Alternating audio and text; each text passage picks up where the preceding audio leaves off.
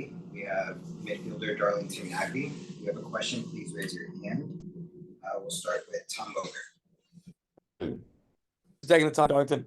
There was several controversial refereeing decisions, particularly in the first half. So I'll just kind of ask directly to start off. What were your thoughts on the referees' performances today? Yeah, I think they did the best they could. I'm assuming so. Even with them doing what they did and trying to do their best, I thought we still had a couple chances. We had a chance, a goal that was called offside. Created a couple other little half chances, but brought a team that we defended and we played. So yeah. All right, Tyler Fisher. Darlington, just after going through that much adversity in the first half, you lose Ramirez, Camacho, Derek Jones gets sent off. Just in that moment of the 45 plus minutes, just what was going through your mind? That first half? Yeah. Crazy start. I mean, it started from the kickoff. That was strange, but started from there. The way the game was going, we didn't start too well, but I felt kind of grew into the game. The adversity I thought made us a little bit better. Even the guys kind of rallied together and try to play and perform, and we got a goal that got taken back. But like I said, overall, that 45, the second 45, I thought I'm lucky not to get away with a point because we played really well, defended properly for about 75, 80 minutes, whatever it was.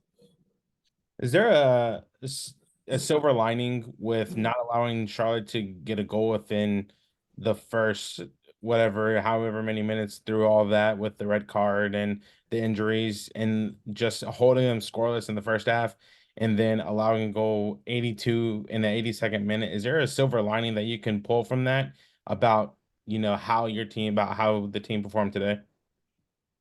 Where I think everyone knows us for how well we play and possess the ball, how great we play, but I think, for a good amount of the game, we show a different side to us and buckle down and defend and play a different type of way, and try to get a result, but almost there. Not a complete game, but some good things to take away. Thanks, Darlington. Brianna. Sorry, I wasn't unmuting. You mentioned it kind of, but what was it like getting off to that start? Was it just already a weird vibe at the beginning of the game after two false starts from Charlotte?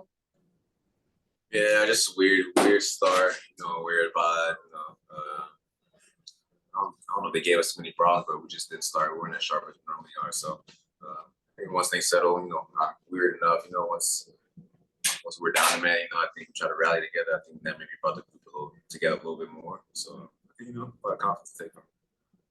Was it in the locker room on days where you don't have your head coach, you don't have Wilfred there? So what is it like around the team? And you're missing two key players in Aiden and Patrick too. So what was just like, how do you guys go into a game knowing that there's so many keys missing?